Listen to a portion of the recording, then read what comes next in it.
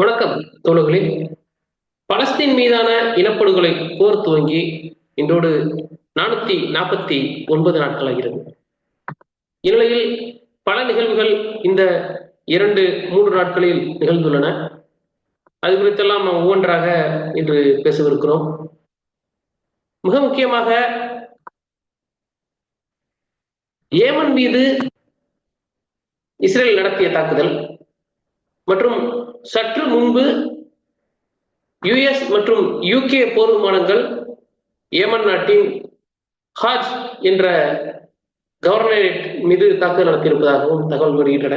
இதற்கு இணையாக ஏமன் நாங்கள் இதற்கெல்லாம் சிறிது மஞ்ச மாட்டோம் என்று தொடர்ந்து எதிர்த்தாக்குதலை நடத்தி வருகிறது.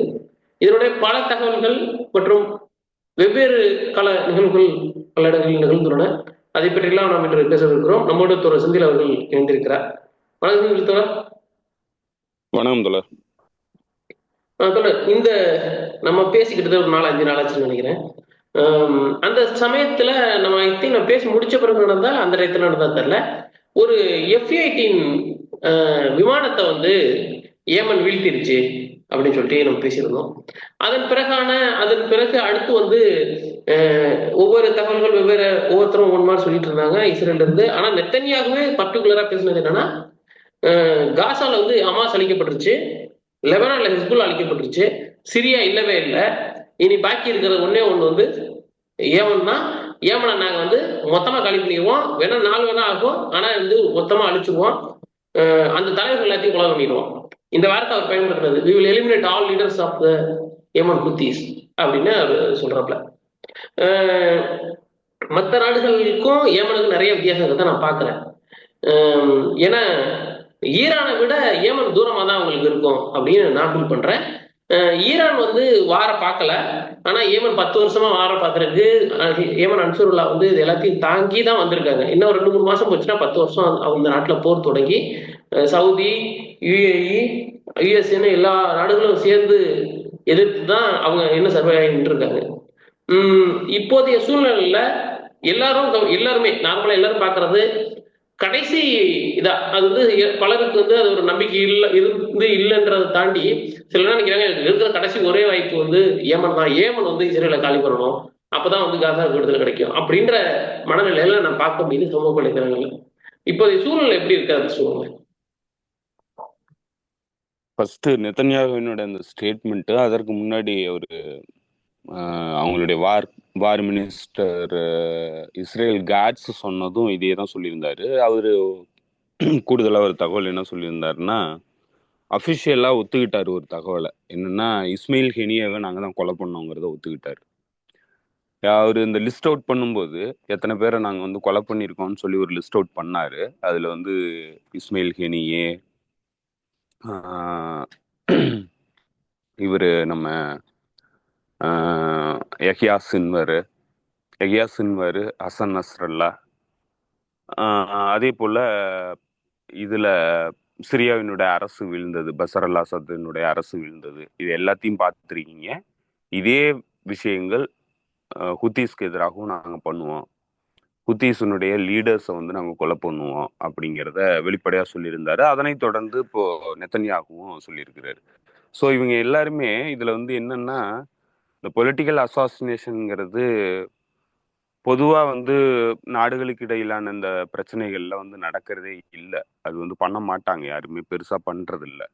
ஸோ அமெரிக்காவினுடைய காவர்ட் ஆப்ரேஷனாக தான் வந்து அது நடந்துகிட்டு இருந்தது. இன்னைக்கு அதை வெளிப்படையாக பேசக்கூடிய நிலையில இன்னைக்கு சர்வதேச போர் நடைமுறைகள் வந்து மாறி இருக்கு. அதை செட் பண்றது இஸ்ரேல் தான். ஸோ இஸ்ரேலுங்கிறது நீங்க பாத்தீங்கன்னா அமெரிக்காவினுடைய ஒரு மிலிட்டரி முகமாக தான் வந்து இஸ்ரேலுங்கிற நாடே இருக்கு. ஸோ அமெரிக்காவினுடைய மிலிட்ரி பவரை வந்து போஸ்டர் பண்றதுக்கு, அதனுடைய பவரை வந்து உலகத்துக்கு காமிக்கிறதுக்காக இருக்கிற ஒரு நாடு தான் இஸ்ரேல். இஸ்ரேலுங்கிறது நீ எல்லா வகையிலையும் பார்க்கலாம். அவங்களுக்கான அந்த அடையாளங்களை உருவாக்குறதுல இஸ்ரேலுங்கிறது செக்யூரிட்டி ஸ்டேட்டாகவும் மிலிட்டரி ஸ்டேட்டாகவும் வந்து இஸ்ரேலை வந்து அமெரிக்கா வச்சிருக்கு. ஸோ அமெரிக்காவினுடைய மிலிட்டரி முகம் அதை காட்டணும்னா இஸ்ரேலை வந்து அது பயன்படுத்தும். இதுதான் வந்து தலைவர் பிரபாகரன் வந்து ஒரு முறை சொல்லியிருந்ததா தொல் திருமாவளவன் அவர்கள் வந்து சொன்னாரு. அமெரிக்காவினுடைய கோர முகம்ங்கிறது இஸ்ரேலு, அமைதி முகம்ங்கிறது நார்வே அப்படின்னு சொன்னாரு. அது உண்மைதான். தலைவர் சொன்னது ரொம்ப தெளிவாக தான் சொல்லியிருக்கிறாரு. அவர் எல்லாத்தையும் புரிஞ்சுதான் சொல்லியிருக்கிறாரு. அமெரிக்காவினுடைய கோர முகம் வந்து இஸ்ரேல். ஸோ இஸ்ரேலினுடைய வீழ்ச்சியை வந்து ஏற்றுக்கொள்ளவே முடியாத நிலையில தான் வந்து அமெரிக்க இம்பீரியலிசம் வந்து இருக்கு. ஏன்னா இம்பீரியலிசத்தினுடைய கரங்கள்ங்கிறது அது வந்து வெறும் பொருளாதார சக்தியா மட்டும் இல்லை, அது எதன் மூலமா அதை நிலைநிறுத்தி வச்சுக்குதுன்னா அதனுடைய இராணுவ பலத்தின் மூலமா தான் நிலைநிறுத்தி வச்சுக்குது. இப்போ இராணுவ பலத்தின் மூலமா வந்து நிலைநிறுத்துறதுல அது அடையாளமா காட்டுறது. இப்போ நம்ம ஒரு ரியல் எஸ்டேட் பிஸ்னஸ் நடத்துறவங்க, ஒரு கன்ஸ்ட்ரக்ஷன் பிஸ்னஸ் நடத்துறவங்க வந்து எப்படி ஒரு ஒரு பில்டிங்கை கட்டுறதுக்கு முன்னாடி ஒரு மாதிரி பில்டிங்கை கட்டி காமிச்சு அதன் மூலமா வந்து விற்பனை ஆரம்பிப்பாங்களோ, அது மாதிரியான ஒரு சாம்பிள் ஸ்டேட்டா, மிலிட்டரி சாம்பிள் ஸ்டேட்டா தான் வந்து இஸ்ரேலை உருவாக்கி வச்சிருக்குது. நீங்க எல்லா விஷயத்திலையும் பார்க்கலாம். ஏர் டிஃபென்ஸை பொறுத்தளவுல அமெரிக்கா கிட்ட இல்லாத தொழில்நுட்பங்கள் கூட வந்து இஸ்ரேலுக்கு இருக்கு. ஏன்னா இஸ்ரேலுங்கிறது ஹைலி செக்யூர்டு ஏர் ஸ்பேஸ். இஸ்ரேலுக்குள்ள வந்து எந்தவித தாக்குதலும் நடத்த முடியாத அளவுக்கு தான் இத்தனை ஆண்டு காலம் வந்து அமெரிக்கா அதை பாதுகாத்துக்கிட்டு இருந்தது. அதற்கான அடிப்படை காரணம் என்னன்னா, இந்த ரீஜியன்கிறது ரொம்ப ரொம்ப வெலட்டைலான ஒரு ரீஜியனு. இந்த பகுதிங்கிறது ஆயில் ரிச் பகுதி, பல பிளேயர்ஸ் இருக்கக்கூடிய பகுதி, குறிப்பா வந்து ஒரு ஒரு சிவிலைசேஷனல் வளர்ச்சியில ஒரு மிக முக்கியமான பகுதியா இருக்கக்கூடிய இது. இந்த பகுதியில நிறைய ரைவல்ஸ் இருக்கிறாங்க. அவங்களுக்குள்ள இருக்கிற போட்டி, இந்த பல்வேறு ஜியோபொலிட்டிக்கல் கேம் வந்து நடக்கக்கூடிய இடம், முக்கியமான வாட்டர்வேஸ் கனெக்ட் ஆகிற இடம், உலகத்தினுடைய வர்த்தகம் நடக்கக்கூடிய மிக முக்கியமான பகுதி, கடந்து போகக்கூடிய பகுதி. அதாவது வர்த்தகம் வந்து பொருட்கள் வந்து உற்பத்தி ஆனது வெளியேறதும், எனர்ஜி வெளியேறதும், திரும்ப வந்து பொருட்களா உள்ளுக்கு வர்றதும் வந்து நடக்கிற மிக முக்கியமான பகுதியா இருக்கிறது இங்க இருக்கிற நீரிணைகள் தான். ஸோ இப்போ இந்த பகுதிங்கிறது ரொம்ப ரொம்ப அதனுடைய இம்பீரியலிஸ்ட் அந்த மொனப்பலிஸ்டிக்கான ஒரு பவரை வந்து எக்ஸசைஸ் பண்றதுக்கு ரொம்ப அவசியமான இடம் இந்த இந்த பகுதி. ஸோ இந்த பகுதியில அது வந்து இந்த மாதிரியான ஒரு மிலிட்டரி ஸ்டேட்டை வந்து அது வச்சுக்குது. அதற்காக தான் அதை வந்து எப்படி நாங்கள் ப்ரொடெக்ட் பண்றோங்கிறத காமிக்கிறதுக்காக தான் அதுக்கு வந்து அதீதமான தொழில்நுட்ப வளர்ச்சியை வந்து உருவாக்கி கொடுக்குது அமெரிக்கா. அமெரிக்காவினுடைய டைரக்ட் எய்டுங்கிறது, மிலிட்டரி எய்டுங்கிறது வருஷத்துக்கு $3 பில்லியன் மேல வந்து ரெகுலரா கொடுத்துக்கிட்டு இருக்கு அமெரிக்கா இஸ்ரேலுக்கு. அது கொடுத்ததுல என்ன சொல்ல போனா இந்த டேவிட் ஸ்லிங்னு சொல்லிட்டு ஒரு ஏர் டிஃபென்ஸ் சிஸ்டத்தை வந்து உருவாக்கி இருக்கு Israel. Iron dome, David sling, arrow 1, arrow 2, arrow 3 இப்படி பல்வேறு ஏர் டிஃபென்ஸ் சிஸ்டத்தை வந்து உருவாக்கி இருக்கு. இந்த சிஸ்டத்தை திரும்ப அமெரிக்காவுக்கு சில சமயம் வந்து கேட்கும்போது கூட வந்து இஸ்ரேல் வந்து கொடுக்கறது கிடையாது. ஆனா இந்த சிஸ்டம் வந்து யாரால உருவாக்கப்பட்டுச்சு, யார் வந்து இதுக்கு நிதி கொடுத்தது, இந்த சிஸ்டம் டெவலப் பண்றதுக்கான R&D பண்றதுக்கும் அந்த டெவலப்மெண்ட் ப்ராஜெக்டுக்காக வந்து நிதி கொடுத்தது முழுக்க வந்து அமெரிக்கா தான் நிதி கொடுத்தது. அமெரிக்காவினுடைய நிதியை வச்சுதான், அதாவது அமெரிக்கன் டாக்ஸ் பேயர்ஸனுடைய பணத்தை வச்சுக்கிட்டு தான் இஸ்ரேல் வந்து இந்த உற்பத்தி சாதனங்களை பண்ணுது. டிஃபென்ஸுக்கான உற்பத்தி எல்லாத்தையுமே வந்து இஸ்ரேல் வந்து பண்ணுது. ஆனா அமெரிக்காவுக்கே அதை கொடுக்கறது கிடையாது. எதனால அமெரிக்கா அதை அனுமதிக்குதுன்னா, அமெரிக்கா கிட்ட இருக்க வேண்டிய அவசியம் இல்லை, அது இருக்க வேண்டிய இடம் வந்து இஸ்ரேல்கிட்ட. ஏன்னா இஸ்ரேல் தான் வந்து அதனுடைய பவரை வந்து எக்ஸசைஸ் பண்ற இடம். அது டெமான்ஸ்ட்ரேட் பண்றது, தன்னுடைய மிலிட்டரி போஸ்டரை வந்து டெமான்ஸ்ட்ரேட் பண்ற இடமா இருக்கிறது இஸ்ரேல். ஸோ அதனால இஸ்ரேல்ல இருந்தா போதும், அதுதான் வந்து வாயபிளான ஆப்ஷனும் கூட. ஏன்னா அமெரிக்காவில் அவ்வளோ பெரிய இடத்துல வந்து இந்த மாதிரியான சிஸ்டம்ஸை வந்து நிறுவுறதுங்கிறது ரொம்ப கடினமான காரியம். அவ்வளோ பெரிய த்ரெட் அந்த பகுதியில் அமெரிக்காவுக்கு கிடையாது. அவங்களுக்கு வெவ்வேறு தொழில்நுட்பங்கள் வந்து இருக்கு, அதுவே போதும். அவங்க மெயினா வந்து பாக்குறது எல்லாமே வந்து தொலைதூரத்துல இருந்து வரக்கூடிய ஏவுகணைகளை தடுக்கிறதுக்கான தொழில்நுட்பத்தை தான் வந்து அவங்க டெவலப் பண்ணி வச்சிருக்கிறாங்க. ஷார்ட் ரேஞ்சு, மீடியம் ரேஞ்சில இருந்து வந்து தாக்கக்கூடிய ஏவுகணை தொழில்நுட்பத்தை வந்து தடுக்கிறதுக்கான கருவிகள் வந்து இஸ்ரேல்கிட்ட கொடுத்து டெவலப் பண்ணி வச்சிருக்கிறாங்க. ஸோ இது எதற்காகன்னா, அவங்களுடைய மிலிட்டரி இண்டஸ்ட்ரியல் காம்ப்ளெக்ஸை வந்து வெப்பன் சேல்ஸை வந்து உறுதிப்படுத்துறதுக்கு இஸ்ரேலை வந்து அவங்க களமா பயன்படுத்துறாங்க. இஸ்ரேல் மூலமா அந்த கெப்பாசிட்டி வந்து உலகத்துக்கு சொல்றாங்க. அதே மாதிரி இந்த பகுதி வந்து ரொம்ப ஸ்ட்ராட்டஜிக்கலி ரொம்ப முக்கியமான பகுதிங்கிறதுனால இந்த பகுதியில தனக்கு எதிரியா இருக்கக்கூடியவர்களை வந்து அச்சுறுத்துறதுக்காகவும் தனக்கு ஆதரவு சக்திகளா இருக்கிறவங்களை வந்து தன்னுடைய கட்டுப்பாட்டுல வச்சுக்கிறதுக்காகவும் இஸ்ரேலுக்கு இந்த இது எல்லாத்தையுமே கொடுக்குறாங்க. இப்போ இந்த பின்னணியில இன்றைய காலகட்டத்துல உலகத்தினுடைய சூழல், உலகத்தினுடைய இந்த போர் நடவடிக்கைகள்ங்கிறது உலகம் முழுக்க வந்து போர் உருவாகிறதுக்கான எல்லா களங்களும் திறந்துகிட்டே இருக்கு. இதற்கான அடிப்படை காரணங்கிறது அமெரிக்காவினுடைய அந்த கட்டுப்பாடுங்கிறது கைவிட்டு போகக்கூடிய ஒரு காலகட்டமா இருக்கு. அது வந்து பொருளாதார அளவுல வந்து மிகப்பெரிய பின்னடைவுகளை சந்திச்சுக்கிட்டு இருக்கு. போட்டியில வந்து சைனா கூட அதனால போட்டியிட முடியல. அதே போல மிலிட்டரி தொழில்நுட்பங்கள்ல ரஷ்யா கூட போட்டி போட முடியாத நிலைக்கு இன்னைக்கு அமெரிக்க ஏகாதிபத்தியம்ங்கிறது வந்திருக்கு. ஸோ இப்போ இது மாதிரி ரெண்டாவது இப்போ இந்த இந்த மல்டிலேட்டரலிசம், அதாவது பல்வேறு நாடுகள் சேர்ந்து உருவாக்குற பல்முனை உலக ஒழுங்குங்கிறது அதுக்கு அதனுடைய அந்த ஒரு துருவ ஒற்றை துருவ உலக ஒழுங்கு வந்து கேள்விக்குள்ளாக்குது. இத்தனை காலம் என்ஜாய் பண்ணிட்டு வந்தா அந்த ஒற்றை துருவ உலக ஒழுங்கு வந்து இன்னைக்கு கேள்வி கொண்டு வந்திருக்கு. ஸோ இதெல்லாம் வந்து அன்அவாய்டபிள் சுச்சுவேஷனா இருக்கு. இதை வந்து எதிர்கொள்ள முடியாத நிலையில அமெரிக்கா இருக்கு. அமெரிக்காவினுடைய மிலிட்டரி கெப்பாசிட்டிங்கிறது உள்நாட்டை பாதுகாக்கிறதுக்கு தேவையான எல்லா கெப்பாசிட்டியும் இருக்கு. உலகத்திலேயே மிகப்பெரிய இராணுவத்தை வச்சிருக்கக்கூடிய நாடா இருக்கு. அதே போல அதாவது உலகத்திலேயே மிக வலுவான ஆயுதங்கள் வச்சிருக்கக்கூடிய நாடாகவும் அமெரிக்கா தான் இருக்கு. அதனுடைய ஏர்ஃபோர்ஸும் சரி, அதனுடைய நேவல் ஃபோர்ஸும் சரி, உலகத்துல வேற எந்த நாடும் மீட் பண்ண முடியாத அளவுக்கு பலமானதா வச்சிருக்கு. இது எல்லாமே அவங்க நாட்டை பாதுகாக்கிறதுக்கு மட்டும் அது பயன்படுத்தப்பட்டுச்சுன்னா உலகத்துல இன்னைக்கு அமெரிக்காவை அடிச்சுக்கிறதுக்கு யாருமே இல்லைங்கிற இடத்துல தான் இன்னைக்கும் அமெரிக்காவினுடைய இராணுவ வளம்ங்கிறது இருக்கு. ஆனா அவங்க எந்த இடத்துல வந்து அதை மிஸ் பண்றாங்கன்னா, இப்ப இன்னைக்கு மற்ற நாடுகளுக்கு ரஷ்யாவுக்கோ இல்லை சைனாவுக்கோ உலகத்தை ஆதிக்கம் செலுத்துறதுக்காக அவங்களுடைய மிலிட்டரி பவரை வந்து அவங்க பயன்படுத்தல. ஸோ அதனால அவங்கள ப்ரொடெக்ட் பண்றதுக்காக, அவங்கள டிஃபெண்ட் பண்றதுக்காக மட்டும்தான் வந்து அவங்க பயன்படுத்துறாங்க. அதனால அவங்களுக்கு தேவையான அளவுக்கு மேலேயே வந்து அவங்களுடைய இராணுவ பலம்ங்கிறது அவங்களுக்கு இருக்கு. வெளியில இருந்து வர்ற அச்சுறுத்தலை தடுக்கிறதுக்கான எல்லா பலமும் வந்து அவங்க வச்சிருக்கிறாங்க.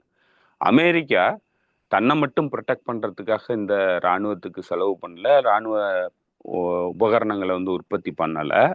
அது என்ன பண்ணுதுன்னா உலகத்தை ஆதிக்கம் செலுத்துறதுக்காக அது வந்து உற்பத்தி பண்ணுது. அதனாலதான் உலகத்தின் அடுத்த 5 நாடுகள் சேர்ந்து ஒதுக்குற நிதியை வந்து வருஷத்துக்கு அமெரிக்கா ஒரு நாடா வந்து ஒதுக்கி நிதி வந்து அதுக்கு செலவு பண்ணுது இராணுவத்துக்காக.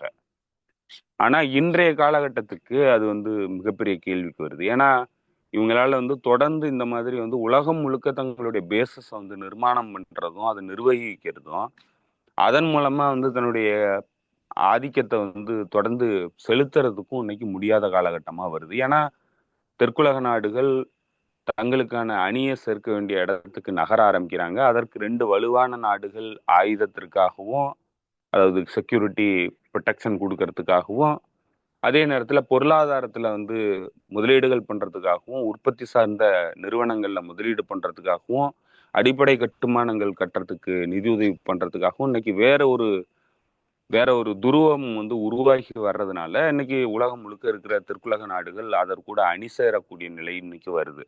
இப்போ இதெல்லாம் வருதுன்னா அமெரிக்காவினுடைய எக்ஸிஸ்டன்சியல் அந்த ஹிஜோமனிங்கிறது இன்னைக்கு கேள்விக்கு வருது.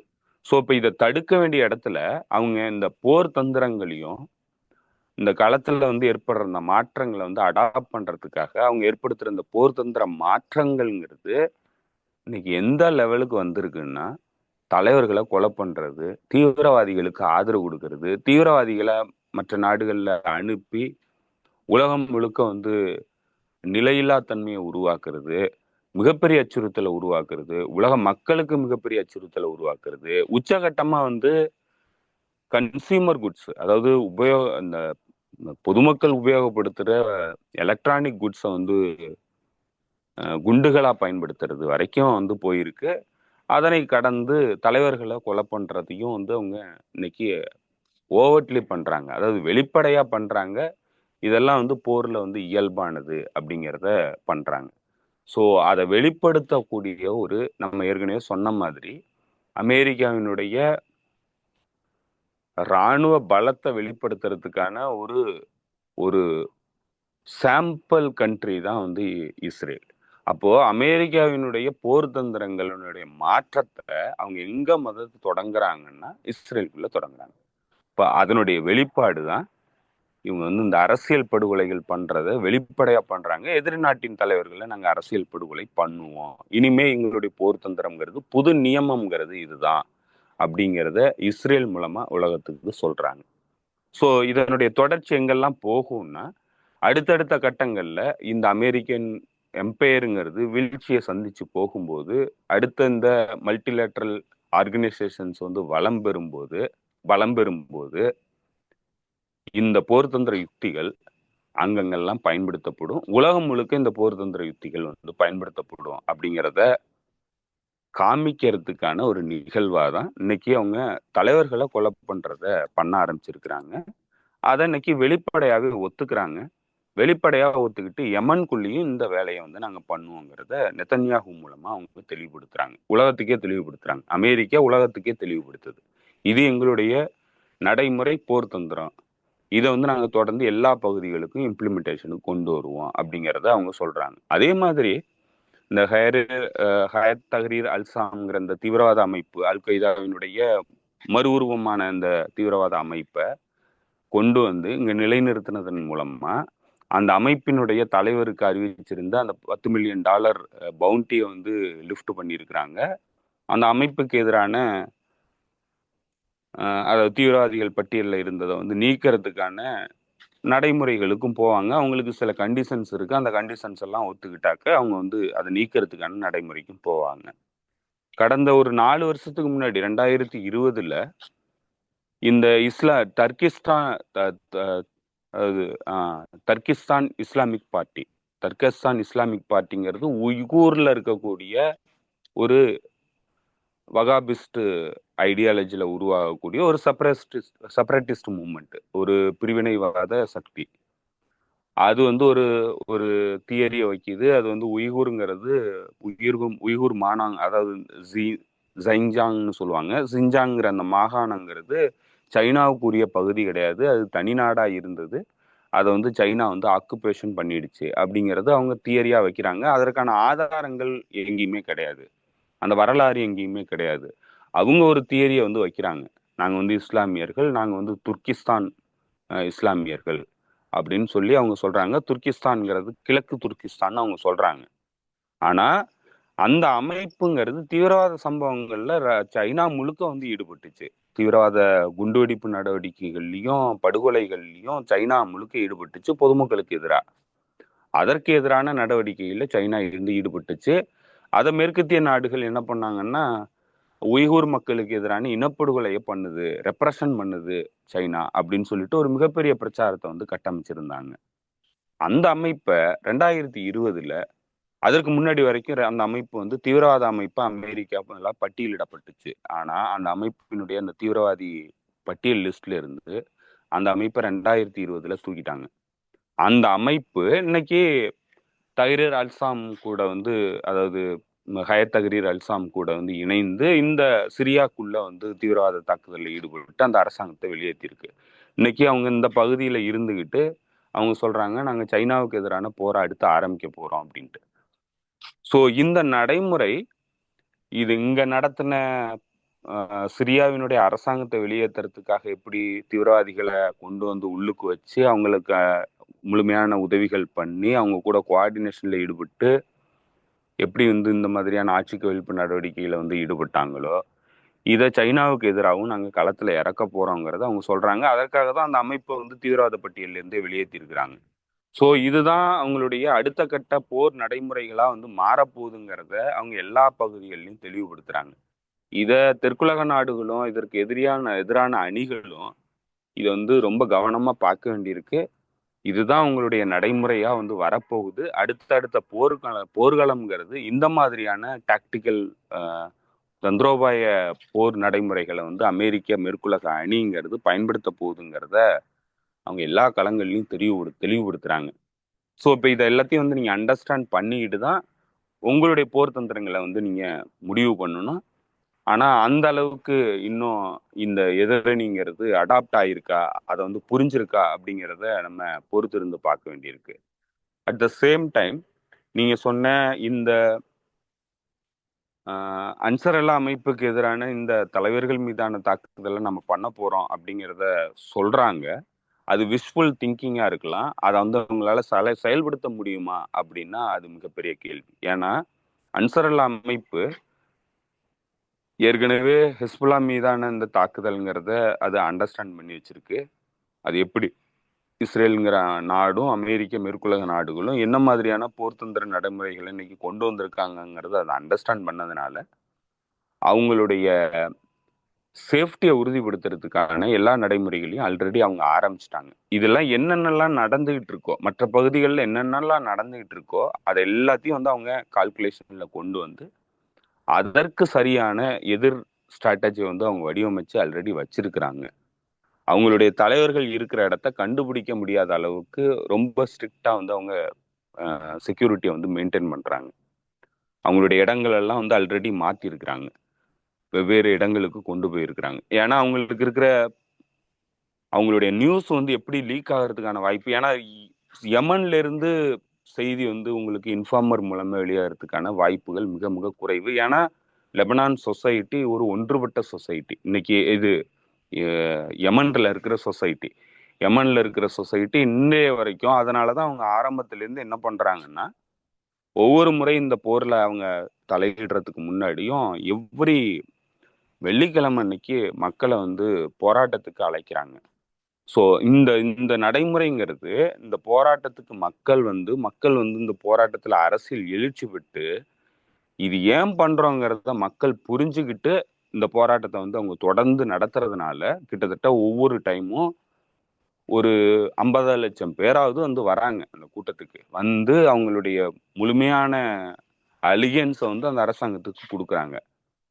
நீங்க சண்டை நடத்துங்க, எவ்வளவு சாக்ரிஃபைஸ் பண்ணணும்னாலும் நாங்க பண்றதுக்கு தயாரா இருக்கோம். யமன்ங்கிறது இந்த இதுல வந்து ஜஸ்ட் காசுக்காக நிக்கணும், மனிதாபிமான உரிமையில நம்ம எந்த இடத்துலையும் விட்டு கொடுக்க கூடாது, நமக்கு எவ்வளவு பாதிப்பு ஏற்பட்டாலும் பரவாயில்ல அப்படின்னு மக்களே வந்து சொல்லி ஒவ்வொரு தடவையும் அவங்களுக்கு தெளிவுபடுத்த வேண்டிய இடத்துல இந்த போராட்டங்களை அவங்க எல்லா வாரங்களும் அனுஷ்டிக்கிறாங்க. இது வந்து அரசாங்கமே உத்வேகப்படுத்தி கொண்டு வருது. ஸோ இந்த நடைமுறைங்கிறது அந்த சொசைட்டிக்குள்ள இன்ஃபில்ட்ரேட் பண்ண முடியாத அளவுக்கு அந்த சொசைட்டியை வந்து ஒன்று சேர்த்து வச்சிருக்கு. ஸோ இது மேற்கத்திய நாடுகளுக்கு மிகப்பெரிய சிக்கலை உருவாக்கி இருக்கு. ஏன்னா அவங்களுடைய இன்ஃபார்மன்ஸ், அதாவது அவங்களுடைய இந்த உளவாளிகள் உள்ளுக்கு நுழைஞ்சு தகவல் திரட்டுறதுல மிகப்பெரிய சிக்கல் இருக்கு. இப்போ இவங்களுக்கு இருக்கிற வேற என்ன, இதுக்கு முன்னாடி இருந்த விஷயங்களை அவங்க, ஏன்னா முன்னாடி நடந்தது உள்நாட்டு போர், இரண்டு பிரிவு ஏற்கனவே இருந்த அரசாங்கத்திற்கும் ஒரு புது மூவ்மெண்ட்டுக்கும் இடையிலான போரா நடந்ததுனால, அதுவும் இந்த போர்ல நேரடியா ஈடுபட்டதுங்கிறது சவுதி அரேபியா, யுனைடெட் அரபு எமிரேட்ஸ் போன்ற நாடுகள்ங்கிறதுனால அவங்களுக்கும் இவங்களுக்கும் அந்த இந்த உறவுங்கிறது தொடர்ந்து இருந்துகிட்டு இருந்தது. அதனால அவங்களால வந்து இன்ஃபார்மன்ஸை வந்து உருவாக்க முடிஞ்சுது. உளவாளிகளை உருவாக்கி எங்கெங்க யார் யார் இருக்கிறாங்கிற தகவல்களை வந்து அவங்களால திரட்ட முடிஞ்சுது. ஆயுத கிடங்குகள் எங்க இருக்குங்கிறதெல்லாம் திரட்ட முடிஞ்சுது. ஆனா அதுக்கப்புறம் அந்த தாக்குதல்ல அவங்க பாதிப்புகளை சந்திச்சதுக்கு அப்புறம் அந்த இடங்களை பூரா வந்து அவங்க வெவ்வேறு பகுதிகளுக்கு மாத்திட்டாங்க. இப்போ மாத்தினதுக்கு அப்புறம் அவங்களுக்கு உளவு தகவல்கள் கிடையாது. எல்லாமே அண்டர் கிரவுண்ட் ஃபெசிலிட்டிஸ்ல வச்சிருக்கிறாங்க. எதுவும் வெளியில இருந்து பார்க்க முடியாத அளவுக்கு அண்டர் கிரவுண்ட் ஃபெசிலிட்டிஸா உருவாக்கி இருக்கிறாங்க. அதனால உங்களுக்கு சேட்டலைட் இமேஜ் மூலமா வந்து தகவல் திரட்டுறதுக்கும் வாய்ப்பு இல்லாம இருக்கு. இன்ஃபார்மன்ஸும் உள்ளுக்கு இருந்து உங்களால உருவாக்க முடியல. ஒருத்தர் 2 பேர் உருவானாலும் அதையும் வந்து அவங்க ஈஸியா கண்டுபிடிச்சிடறாங்க. ஏன்னா சொசைட்டிக்குள்ள பிளவு இல்லாம இருக்கு. ஸோ இதெல்லாம் வந்து யமனுக்கு இருக்கிற மிகப்பெரிய பலம்.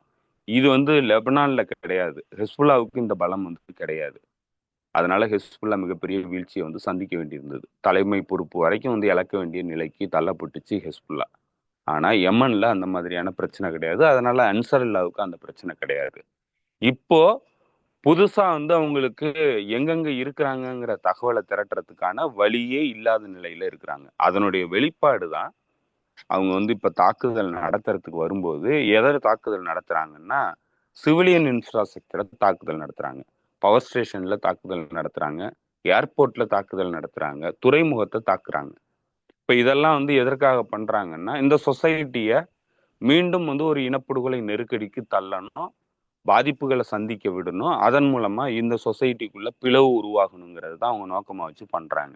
ஆனா அது சாத்தியக்கூறுகள் என்னன்னா, அதற்கு பதிலடியா அவங்க என்ன பண்றாங்கன்னா, நேத்துக்கு வந்து மறுபடியும் கூப்பிட்டு இந்த மக்களை பெரிய போராட்டத்துக்கு வரவழைச்சிருக்கிறாங்க. இப்ப இந்த போராட்டத்தின் மூலமா மக்கள் என்ன சொல்றாங்கன்னா, எஸ்கலேஷன் ஃபார் எஸ்கலேஷன் அப்படிங்கிறாங்க.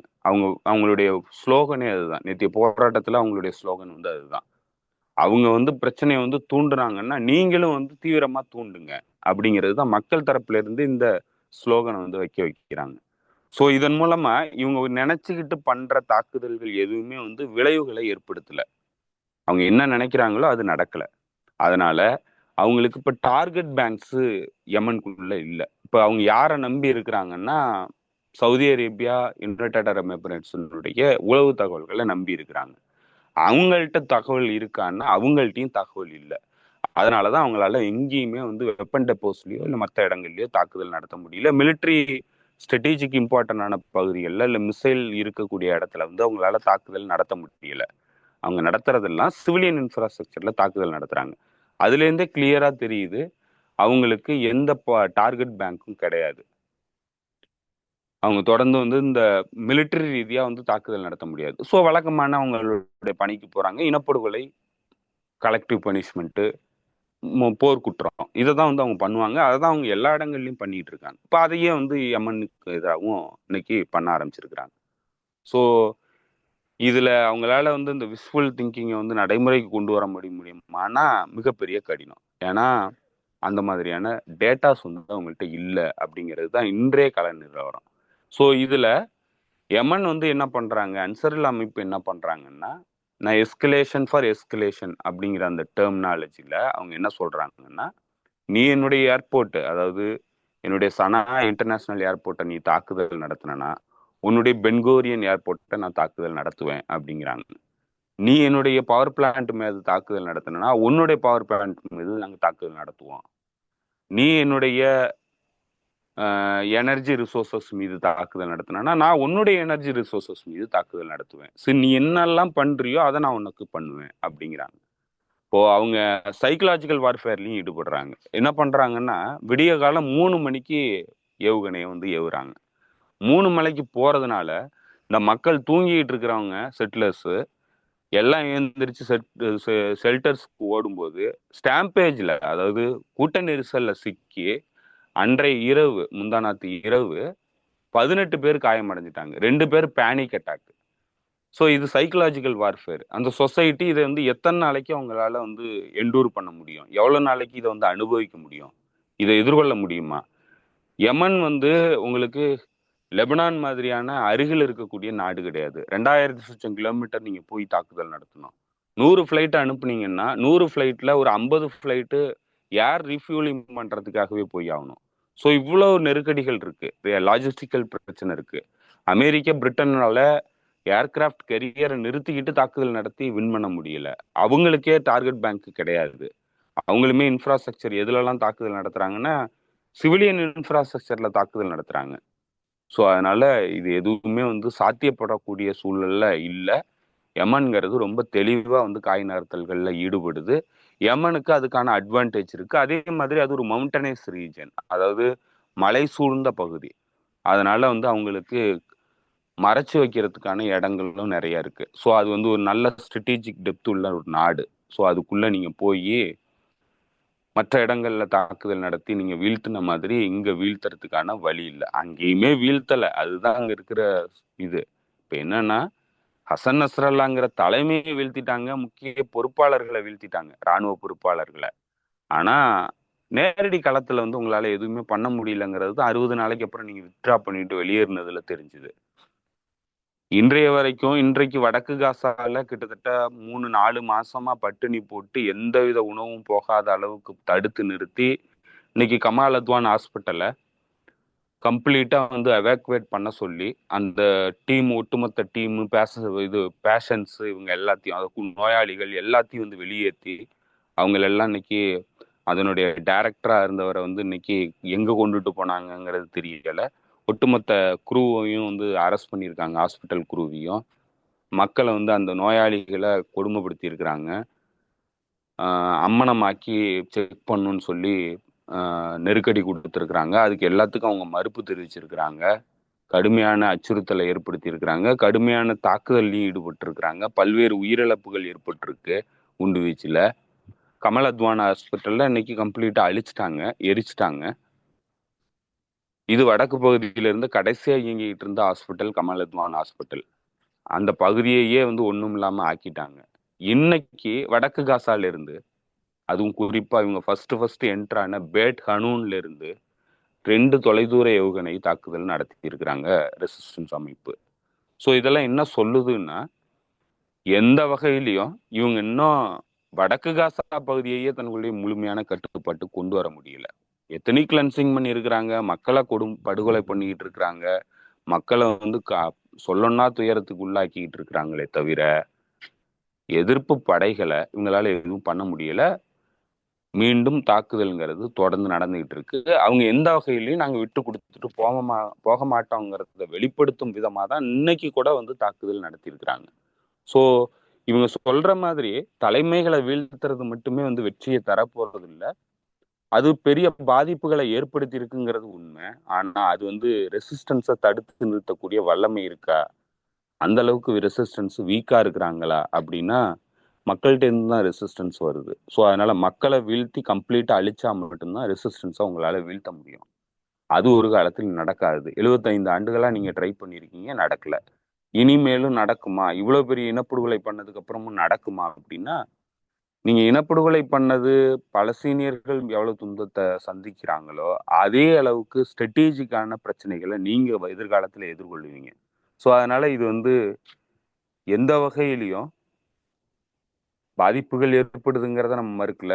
பெரிய அளவுக்கு பாதிப்புகள் ஏற்படுது. பார்க்கவே முடியாத அளவுக்கு துன்பங்கள் நிகழ்ந்துகிட்டு இருக்கு. துன்பங்களை வந்து அனுபவிக்கிறாங்க மக்கள். இன்னைக்கு இதோட கொடுமையா புயல் மாதிரி அடிச்சு பெரிய அளவுக்கு மழை பெஞ்சு அந்த டென்ட் எல்லாம் வந்து அடிச்சுக்கிட்டு போற அளவுக்கு வெள்ளப்பெருக்கு எடுத்து ஓடி இருக்கு. ஸோ எவ்வளவு கொடுமைகளை அனுபவிக்க முடியுமோ அவ்வளவு கொடுமைகளை அந்த மக்கள் வந்து அனுபவிச்சுக்கிட்டு இருக்கிறாங்க.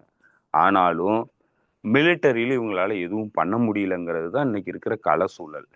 இதுல இங்கெல்லாம் நாங்க அடிச்சிட்டோம், இங்கெல்லாம் நாங்க வெற்றி பெற்றுட்டோம், சிரியா வந்து இவங்க தான் வெற்றி அடைஞ்சாங்களா, இவங்களுக்கு தான் வந்து வெற்றி கிடைச்சதா, இவங்க தான் எல்லாத்தையும் உருவாக்குனாங்கன்னா சிரியா அரசாங்கம் விட்டுட்டு ஓடிடுச்சு. சிரியா அரசாங்கத்தினுடைய தலைமையை விட்டுட்டு ஓடுனுச்சா இல்ல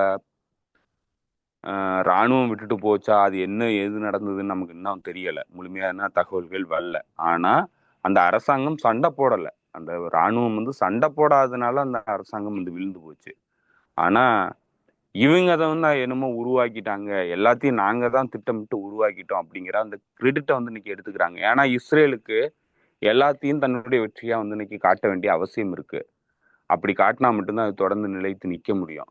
அந்த நிலையில அவங்க எல்லாத்தையுமே வெற்றியா காட்டுறதுக்கு முயற்சி பண்றாங்க. ஏதோ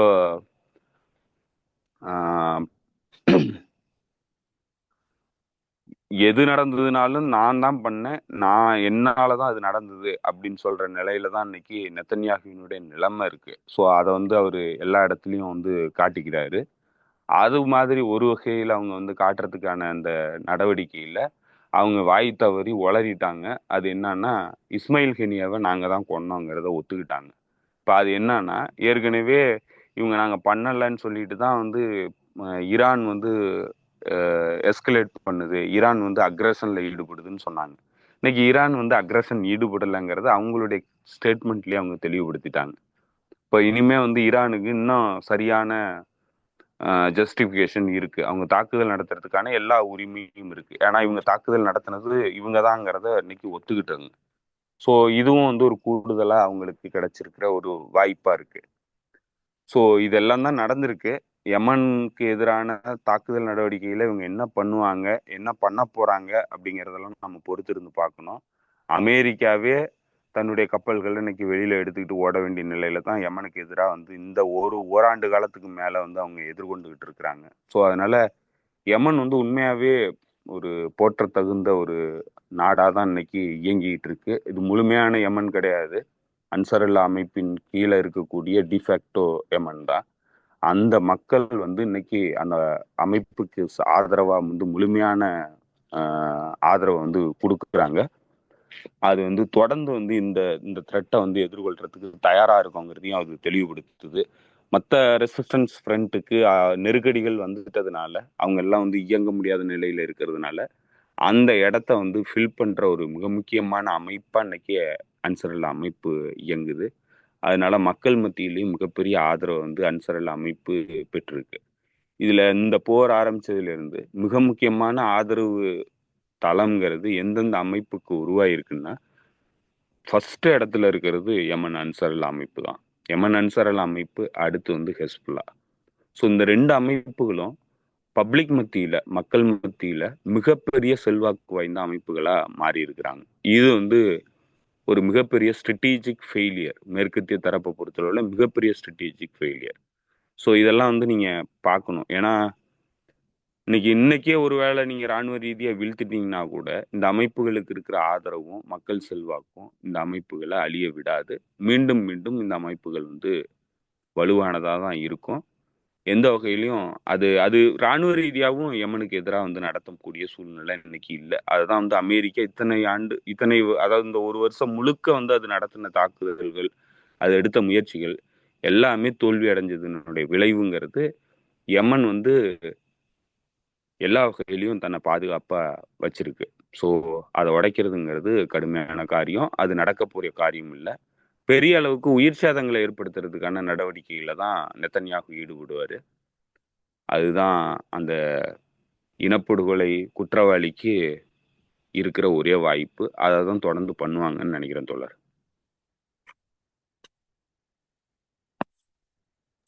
இன்னைக்கு வந்து ஒரு தகவல் நான் பார்த்தேன். ஒரு 300 பில்லியன் டாலர் வந்து ஏமனுக்கு நிதி உதவி கொடுக்குது சவுதி அப்படின்னு. என்னடா அது, நமக்கு தெரிஞ்ச ஒரே ஏமன் ஏமன் அன்சருல்லா அந்த அந்த பகுதி தானே, வேற யார் கொடுக்குறாங்க அப்படின்னா மேபி இந்த மீதி இருக்கக்கூடிய அந்த கிழக்கு பகுதியில் இருக்கக்கூடிய அவங்களுக்கு ஆதரவா இருக்கக்கூடிய அவங்களோட அதிபுறத்தை கொண்டு போய் இதுல ஒரு ஃபைவ்-ஸ்டார் ஹோட்டல்ல தங்க வச்சிருக்காங்க யுஏஇல ரொம்ப வருஷமா. அவருக்கு கொடுக்குறாங்களோ, ஒருவேளை அந்த காசு கொடுக்கறது மூலியமா உள்ளுக்குள்ள வந்து இன்னும் ஒரு குழுவை உருவாக்கி உள்ளுக்குள்ள உள்நாட்டு கவனத்தை உருவாக்கலாம் அப்படின்னு ஒரு எதுவும் பிளான் இருக்குமோ? இல்ல, அது பண்ணிட்டாங்க தோழர். 2-3 நாளைக்கு முன்னாடி அந்த நகர்வு நடந்துருச்சு.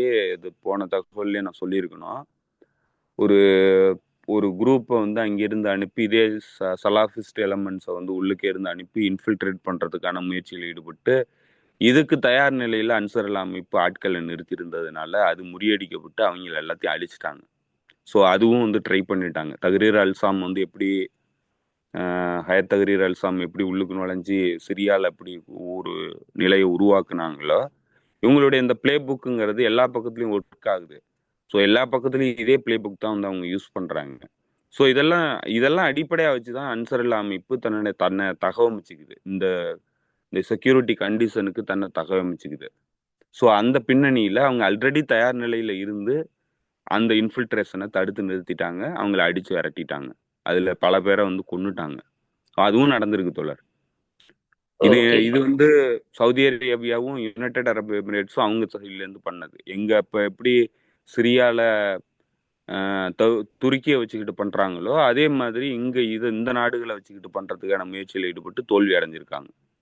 ஓகே, இப்போ இந்த சொமாலிலாண்ட்ல வந்து ஏர்பேஸ் வாங்க போறோம் அப்படின்னு சொல்லி ஒரு தகவல் நீங்க ஏற்கனவே சொன்னீங்க. அதுக்கப்புறம் தகவல் வந்துச்சு. அதை நம்ம கூட ட்விட்டர்லயும் எழுதியிருந்தேன். ஏன்னா நிறைய பேர் ஒரு இது சொல்லியிருந்தாப்புல, இது வரைக்கும் இத்தனை இதுல வந்து ஃப்ரண்ட் நம்ம சண்டை போடுறோம், இன்னும் ஒரு ஃப்ரண்ட் ஆட் ஆகும் எக்ஸ்ட்ரா அப்படின்னு நெத்தன்யாகு சொல்லியிருந்தாரு. அப்போ நான் கூட சொல்லியிருந்தேன் அது ஏமனை தான் அவங்க சொல்றாங்க அப்படின்னு. இல்லை ஏற்கனவே ஏமன் கூட சண்டை நடக்குது அப்படின்னா நம்ம தொலைவு சொல்லிட்டு இருந்தாங்க. நான் எதை பாக்குறேன்னா நேரடி சண்டை வெஸ்ட் பேங்க்லயோ காசாலேயோ நடக்கிற மாதிரி, லெபனான்லயோ நடக்கிற மாதிரி நேரடி சண்டை வந்து இஸ்ரேல் தயார் பண்ணுது அப்படின்னு நான் ஃபீல் பண்றேன். அந்த சொமாலிலாண்டு விஷயம் எந்த அளவுக்கு இருக்குது? சொமாலிலாண்டை வந்து அதாவது சொமாலியால இருந்து பிரிக்கிறதுக்கான முயற்சியில ட்ரம்ப் வந்தோடனே மொத ஃபாரின் பாலிசி டிசிஷன் அவர் எடுக்க போறதா சொல்லியிருக்கிறது எதுன்னா சொமாலிலாண்டை தனி நாடா அங்கீகாரம் பண்றது. ஸோ ஏற்கனவே 91 இருந்து அது வந்து தனி நாடு கேட்டுக்கிட்டு ஒரு டிஃபேக்டோ ஸ்டேட்டை வந்து ரன் பண்ணிட்டு இருக்காங்க சொமாலிலாண்டில். அதனுடைய இம்பார்ட்டன்ஸ் என்னன்னா அது கடல் கடல் பரப்புல இருக்கக்கூடியது ரெட் சி பக்கத்துல இருக்கு. அதனுடைய அந்த ஸ்ட்ராட்டஜிக் இம்பார்ட்டன்ங்கிறது ராணுவ தளத்துக்காக தான் வந்து அந்த அந்த பகுதி வந்து அவசியமானதா இருக்கு. அதை தான் எடுக்கிறதுக்கான முயற்சியில இவங்க ஈடுபடுறாங்கங்கிறது தெரியுது. அதுக்கு வந்து யுனைடெட் அரப் எமிரேட்ஸ் மூலமா வந்து பேச்சுவார்த்தையில இஸ்ரேல் ஈடுபட்டுச்சு அப்படிங்கிறது ஐ திங்க் வந்து மிடில் ஈஸ்ட் அப்சர்வருங்கிற ஒரு பத்திரிகை வந்து வெளிப்படுத்தி இருந்தது. அந்த அதை இன்வெஸ்டிகேட்டிவ் ஜேர்னலிசம் மூலமா அவங்க அந்த தகவலை வந்து வெளியில கொண்டு வந்திருந்தாங்க. ஸோ அது நடந்துகிட்டு இருக்கு. அது நீண்ட நாட்களா வந்து இஸ்ரேல் பேசிக்கிட்டு இருக்கு. ஏன்னா யமனை கவுண்டர் பண்றதுக்கான வழிமுறைகளை தேடும்போது ஜிபூத்தி வந்து ஒத்துக்கல. ஜிபூத்தியில எல்லா நாடுகளுக்கும் பேசஸ் இருக்கு. அது வந்து வேற எந்த வகையிலையும் இன்னைக்கு எப்படி சைப்ரஸ் பிரிட்டனுக்கு பேஸா வந்து இயங்கிட்டு இருக்கோ, அதே மாதிரி ஜிபூத்தி வந்து எல்லா நாடுகளுக்குமான பேஸா இருக்கு. எல்லா நாடுகளும் யுனைடெட் அரப் எமிரேட்ஸ் வச்சிருக்காங்க பேஸ், அமெரிக்கா வச்சிருக்கு, ரஷ்யா வச்சிருக்கு, சைனா வச்சிருக்கு. இப்படி எல்லா நாடுகளும் அங்க பேஸை வந்து உருவாக்கி வச்சிருக்கிறாங்க. அது இந்த போருக்கு வந்து அனுமதி கொடுக்கல. யமன் மீது தாக்குதல் நடத்துறதுக்கு ஜிபூத்தி வந்து அரசாங்கம் வந்து அனுமதி கொடுக்கல. எங்க பேஸை பயன்படுத்தக்கூடாதுன்னு சொல்லிட்டாங்க. இப்ப அதற்கு மாற்றீடா இது நீண்ட கால அடிப்படையில யமனை வந்து கவுண்டர் பண்றதுக்கான ஒரு ஸ்ட்ராட்டஜியா அமெரிக்காவுக்கு ரொம்ப அவசியமான ஸ்ட்ராட்டஜியா தேவைப்படுது.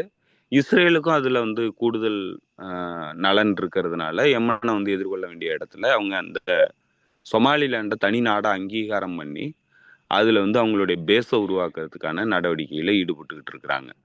ஸோ இது எத்தியோப்பியாவுக்கும் சொமாலியாவுக்கும் ஒரு பெரிய முரண்பாட்டை உருவாக்குனுச்சு. எத்தியோப்பியா இத்தனைக்கும் பிரிக்ஸ்ல இருக்கக்கூடிய ஒரு நாடு. இது இந்த முரண்பாடும் தீவிரமடைஞ்சு போயிட்டு இருக்கு. இதே நேரத்துல சூடானுக்குள்ள அந்த சூடான் உள்நாட்டு போர் நடக்குது.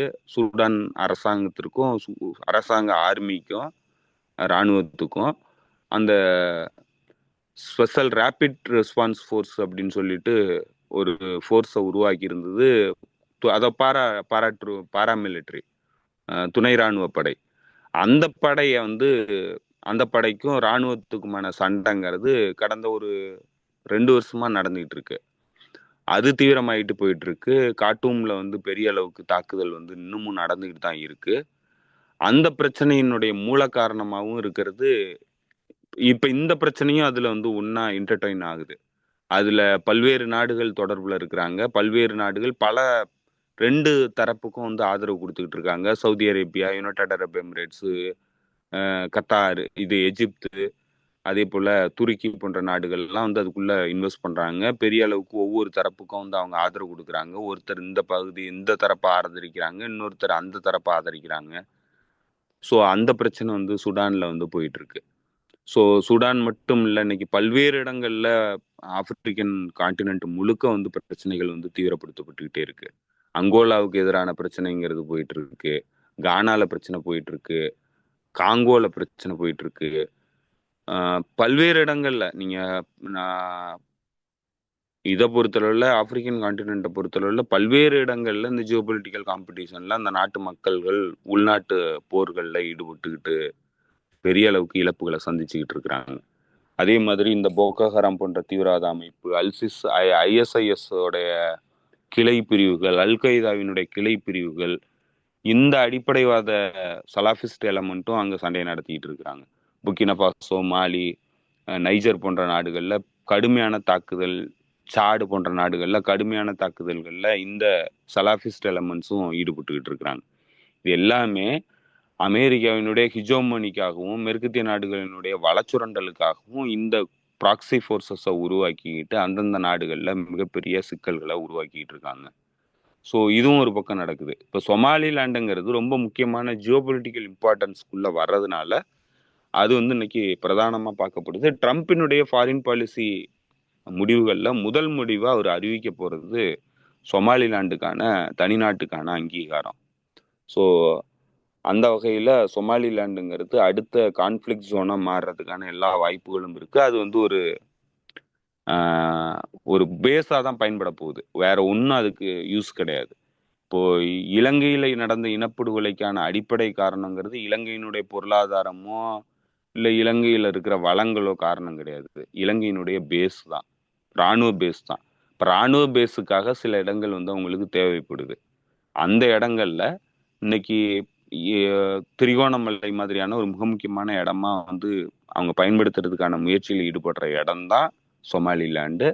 அதனுடைய தீவிரம்ங்கிறது அடுத்தடுத்த காலகட்டங்களில் இந்த போரை வந்து எதிர்கொள்றதுக்காகவும் இந்த இந்த எதிர் அணி, அதாவது ஆக்சஸ் ஆஃப் ரெசிஸ்டன்ஸை எதிர்கொள்றதுக்காக அவங்க வடிவமைக்கிற ஸ்ட்ராட்டஜிக் திட்டங்கள்ல மிக முக்கியமானதா வரப்போகுது தோழர்.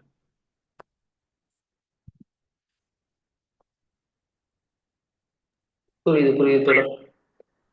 பார்க்கலாம் அடுத்தடுத்த நிகழ்வுகள் எப்படி போகுதுன்னு பார்க்கலாம். வேற ஏதாவது நீங்க தோழருக்கு சொல்ல வேண்டியதா தோழர்? வேற பல்வேறு நிகழ்வுகள் நடந்துட்டு இருக்கு. எதை பேசுறது எதை விடுறதுன்னு தெரியல. நமக்கு நேரம் டெய்லி ஒதுக்கவும் முடிய மாட்டேங்குது. இதுல அந்த இது தோழர் இது கவர் ஃபாரின் பண்ணீங்க. மினிஸ்டர் இதுக்கு போயிருந்தாரு, பீஜிங் போயிருந்தாரு. ஸோ அது ரொம்ப முக்கியமான ஒரு டெவலப்மெண்ட்டா நடந்திருக்கு. ஈரானுடைய ஃபாரின் மினிஸ்டர் வந்து பீஜிங் போனது. அப்போ அவரு சைனீஸ் ஃபாரின் மினிஸ்டருடைய அழைப்பின் பேர்ல ஈரானியன் டெலிகேஷன் வந்து இன்னைக்கு போயிருந்தாங்க. நேத்துன்னு நினைக்கிறேன், இன்னைக்கா நேத்தான்னு தெரியல. இப்போ போயிட்டு அவர் வெளியில வரும்போது போன உடனே அவர் பேசின மிக முக்கியமான விஷயம் என்னன்னா, நியூக்ளியர் சம்பந்தமா பேசினார். நியூக்ளியர் ரிலேட்டடான விஷயங்கள்ங்கிறது ஈரான் வந்து இந்த புது வருஷத்துல இருந்து புது முடிவுகளை எடுக்க போகுது, நிறைய சேஞ்சஸ் வந்து பண்ண போகுது. அதற்கான பேச்சுவார்த்தையில் ஈடுபடுறதுக்காக நாங்கள் வந்து சைனாவுடைய டெலிகேஷனை சந்திச்சு பேசுறோம் அப்படிங்கிறத சொல்லியிருந்தாரு. பல்வேறு, அதாவது 50 ஆண்டுகளுக்கான ஸ்ட்ராட்டஜிக் பார்ட்னர்ஷிப்குள்ள நாங்களும் சைனாவும் போறதுக்கான அடிப்படையை வந்து நாங்கள் இன்னைக்கு பண்ண ஆரம்பிச்சிருக்கோம். இது வந்து ஒரு பெரிய திருப்பு முனையா அமைய போகுது எங்க இரு நாட்டு உறவுகள்ல அப்படிங்கிறதெல்லாம் சொல்லியிருக்கிறாரு. ஸோ இது வந்து மெயினா ஈரான் மீதான தாக்குதல்ங்கிறதுக்கான அடிப்படை எங்கிருந்து தொடங்குதுன்னா, ஆரம்பத்திலிருந்து வந்து அவங்களுக்கு இருக்கிற முரண்பாடுங்கிறது அந்த 79 ரெவல்யூஷன்ல இருந்தே ஆரம்பிச்சிருச்சு. அதுலயே வந்து அவங்களுடைய எம்பசியை வந்து பிசீச் பண்ணது, அதுல வந்து பெரிய அளவுக்கு அமெரிக்கா வந்து ஹியூமிலியேட் பண்ணப்பட்டதெல்லாம் வந்து அவங்களுக்கு இருக்கிற வெஞ்சியன்ஸை தீக்கணுங்கிற நோக்கம் வந்து ஆரம்பத்துல இருந்து இருக்கு. ரெண்டாவது, அது ஆன்டி இம்பீரியலிஸ்ட் கவர்மெண்டா ரன் பண்ணிட்டு இருக்கிறதுனால அதை ஒழிக்கணுங்கிறது ஒரு பிரதான நோக்கமா வச்சிருக்கிறாங்க. இன்னொரு பக்கம் இன்றைய காலகட்டத்துக்கு ஈரான் வந்து ஏன் அவங்களுக்கு ரொம்ப பெரிய த்ரெட்டா இருக்கிறாங்கன்னா, சைனாவுக்கு போற எனர்ஜியில பெருமளவுக்கு கொடுக்கறது ஈரான் தான் கொடுத்துக்கிட்டு இருக்கு. ஸோ ஈரானுடைய கேஸுங்கிறது சைனாவினுடைய வளர்ச்சியில பெரும் பங்கு வகிக்குது. ஸோ அதை தடுக்கிறதுக்கான ஒரு நடவடிக்கையாக தான் இந்த போரை வந்து திணிக்கிறதுக்கான முயற்சியில் ஈடுபட்டாங்க. சைனாவினுடைய வளர்ச்சியை தடுக்கிறதுக்காக ஈரான் மீது போர் தொடுக்குங்கிறத திட்டமா வச்சிருக்கிறாங்க. கிட்டத்தட்ட இன்னைக்கு அதுக்கான களசூழல் இருக்கிறதா தான் மேற்கத்திய தரப்பு நம்புது. ட்ரம்ப் வரும்போதோ இல்லை வந்ததுக்கு அப்புறமோ வர்றதுக்கு முன்னாடியோ இந்த போருக்கு ஆரம்பிக்கிறதுக்கான எல்லா வாய்ப்புகளும் இருக்கு. ஸோ இது வந்து எப்போ வேணாலும் ஆரம்பிக்கலாம். ஸோ அதை முடிவு பண்ண, அதை தெரிஞ்சுக்கிட்ட ஈரான் வந்து இன்னைக்கு தன்னுடைய நடவடிக்கைகளை தீவிரப்படுத்த ஆரம்பிக்குது.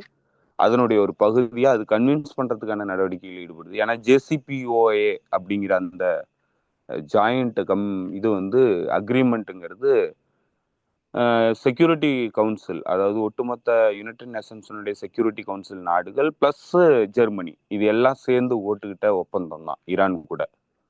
அதை வந்து யூனிலேட்ரலா அமெரிக்கா வந்து தன்னிச்சையா வந்து அந்த இதுல இருந்து அக்ரிமெண்ட்ல இருந்து வெளியில வந்துருச்சு. ஆனா மற்ற நாடுகள்லாம் இருந்தாங்க. மேற்கத்திய தரப்பு அதை பெருசா கண்டுக்கல. மேற்கத்திய தரப்பு எப்பவுமே கேரண்டார் கிடையாதுங்கிறத நம்ம போன வீடியோல பேசும்போது சொன்னோம். நம்ப தகுந்த கேரண்டார் கிடையாதுன்னு. இன்னைக்கு வாயே திறக்காம தான் இருக்கிறாங்க. அவங்களும் வந்து சாங்ஷன்ஸ் வந்து போட்டுக்கிட்டு தான் இருக்கிறாங்க.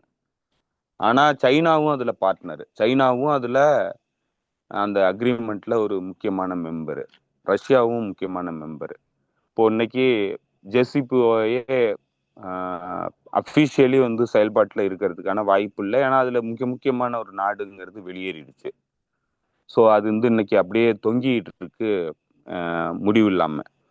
ஸோ அதனால இவங்க வந்து நியூக்ளியர் இதை வந்து சேஞ்சஸ் பண்றதுனால அதை முதல்ல கன்வின்ஸ் பண்ண வேண்டிய நாடா இருக்கிறது சைனா. சைனாவிட்ட கன்வின்ஸ் பண்ணணும், ரஷ்யா கிட்ட கன்வின்ஸ் பண்ணணும். ஸோ ஏன்னா இவங்களுடைய ஆதரவு சக்திகளாக இருந்தாலும் இந்த மாதிரியான நடவடிக்கைகளில் ஈடுபடும் போது அவங்களெல்லாம் கன்வின்ஸ் பண்ணணும், நிலைமை வந்து எடுத்து சொல்லணும். அதற்காக தான் இந்த பேச்சுவார்த்தை வந்து நடக்கிறதுக்கு கூப்பிட்டுருக்காரு, நடத்துறதுக்காக சைனாவினுடைய ஃபாரின் மினிஸ்டர். ஸோ அவங்க போய் பேசியிருக்காங்க. ஸோ இதனுடைய முடிவு என்னவாகும், என்ன மாதிரியான நிலைப்பாட்டை சைனா வந்து அவங்களுக்கு அட்வைஸ் பண்ணியிருக்கு, என்ன சொல்லியிருக்கு அப்படிங்கிறதெல்லாம் இதுக்கு பின்னாடி வந்து தெரியும். ஆனால் பெரிய மாற்றங்களை அவங்க ஏற்படுத்துறாங்கிறது தெரியுது. அது அணு ஆயுதத்தை நோக்கிய மாற்றமாகவும் இருக்கிறதுக்கு பெரிய அளவுக்கு வாய்ப்பு இருக்கு. ஸோ அதனால இது டிஃபைனிங் ஃபேக்டரா மாறுறதுக்கான வாய்ப்பு இருக்கு. இந்த வருஷத்தோடைய ஆரம்பத்திலிருந்து அவங்களுடைய நடவடிக்கைகளை அவங்க மாற்ற போறாங்க. ஏன்னா டிட்டரன்ஸை உருவாக்கி ஆகணும். மேற்கத்திய தரப்பு போரை திணிக்கிறதுக்கான எல்லா தயாரிப்பு பணிகளிலும் ஈடுபட்டுருச்சு. சிரியா விழுந்ததுக்கு அப்புறம் அது கம்ப்ளீட்டா வந்து எல்லாத்தையும் நம்ம வந்து கட்டுப்பாட்டுல கொண்டு வந்துட்டோம். ஈரானை வந்து தாக்குறதுக்கான நடவடிக்கைகளை நம்ம ஈடுபட ஆரம்பிக்கணும் அப்படிங்கிறத நோக்கி தான் வந்து நகர்றாங்க. அதற்கு முன்னாடி அவங்க டிட்டர் பண்ண வேண்டிய ஒரு விஷயமா பாக்குறது தான் வந்து யமன் அன்சர் அல் அமைப்பு. ஏன்னா கிட்டத்தட்ட மற்ற அமைப்புகள் எல்லாத்தையும் வந்து டிட்டர் பண்ணிட்டதா அவங்க கால்குலேட் பண்றாங்க. இப்போ யமன் அன்சர் அல் அமைப்பையும் டிட்டர் பண்ணணும். அதை டிட்டர் பண்ணி அதுக்கும் வந்து லெசனை டீச் பண்ணிட்டு நம்ம வந்து அடுத்து ஈரானை நோக்கி நகரணுங்கிறது தான் அவங்க திட்டமா வச்சிருக்காங்க. அதற்கான கடைசி காய் நகர்த்தலா தான் வந்து யமனுக்கு எதிரான தாக்குதல்ல அன்னைக்கு ஈடுபட்டுக்கிட்டு இருக்காங்க. ஸோ இது முடிஞ்சதுக்கு அப்புறம் ஈரான் நோக்கி அவங்க நகர்வாங்கங்கிறது கிளியரா தெரியுது. அதற்கு எதிர் நடவடிக்கையில் ஈரானும் ஈடுபட்டு இருக்குங்கிறத இன்னைக்கு ஃபாரின் மினிஸ்டரினுடைய பீஜிங் விஜயங்கிறது உறுதிப்படுத்துது. ஸோ அதை நோக்கி தான் அவங்க நகர்றாங்க. அவங்க தயாரிப்பு பணிகளில் ஈடுபட ஆரம்பிக்கிறாங்க. இந்த போருங்கிறது கிட்டத்தட்ட தவிர்க்க முடியாத ஒரு காலகட்டத்துக்கு நகர்ந்திருக்கு. ஓகே ஓகே தோழர். இப்போ வந்து தெரியுது இந்த கரண்ட் இந்த நொடி வந்து அவங்களுடைய இது எல்லாமே கவனம் பூரா ஏமன் மேல இருக்கு. ஆனா சமீபத்தில் அந்த 2-3 வாரத்துக்கு முன்னாடி பேசுற மாதிரி ஒரு அவங்க அந்த F-18 விமானத்தை தாக்குனது. அதன் பிறகு வந்து இன்னமும் வந்து அவங்க அந்த போர் விமானங்களை அனுப்பிட்டே இருக்கிறாங்க. இன்னும் அந்த ஏன்னா ஆப்ரஹாம் லிங்கன் அப்படின்ற கேரியர் ஃபிளைட் கேரியர் வந்து தூரமா போயிடுச்சு. கிட்டத்தட்ட வந்து தமிழ்நாட்டுக்குலேருந்து தெற்கு நோக்கி கீழே இருக்குது. இப்பவும் அவங்க ஏதாவது கேரியர் நிப்பாட்டி இருக்கிறாங்களா? வேற ஏதாவது கப்பலுங்க நிக்குதா செங்கடல்ல? கடைசியா அடி வாங்கின கப்பல்னாக்க ஹாரி ட்ரூமன்ங்கிற கப்பல். அந்த ஏர்கிராஃப்ட் கேரியர் தான் வந்து கடைசியா நின்றுகிட்டு இருந்தது. அதுல இருந்து போகும்போது தான் ஃப்ரெண்ட்லி ஃபயர்ல ஒரு F-18 நாங்க வீழ்த்திட்டோம் அப்படின்னு சொல்லி அமெரிக்கா சென்காம் வந்து அறிக்கை வெளியிட்டு இருந்தது. இதுல என்ன கொடுமைன்னா, ஃப்ரெண்ட்லி ஃபயர்ல எப்படி உங்க ஃபிளைட்டை நீங்க வீழ்த்த முடியும் அப்படிங்கிற அந்த கேள்விங்கிறத பலரும் வந்து எழுப்புறாங்க. என்னன்னா, இப்போ யமன்ட்ட வார் பிளேன்ஸ் கிடையாது, ஃபைட்டர் ஜெட்ஸ் கிடையாது, வேற இந்த பகுதியில ஹெஸ்புல்லா கிட்ட கிடையாது, ஹமாஸ் கிட்ட கிடையாது, ஈரான்கிட்ட கூட வந்து இவங்களுடைய ஃபிளைட் மாதிரி கிடையாது. ஸோ அப்படி இருக்கும்போது நீங்க செங்கடல்ல இருந்து சண்டை நடத்திட்டு இருக்கும்போது யாரு வந்து உங்களை தாக்குறதுக்கு வரப்போறா ஃபிளைட்டு, நீங்க எப்படி அவங்கள வந்து ஃபயர் பண்ணுவீங்க? அப்படின்னா நீங்க ஃபயர் பண்ணலைங்கிறத உறுதியா எல்லாருமே சொல்றாங்க. அதுதான் எமன் அன்சார் அல் அமைப்பு சொல்லுது, நாங்க தான் வீழ்த்தணும்ட்டு. இவங்க தான் சொல்றாங்க ஃப்ரெண்ட்லி ஃபயர்னு.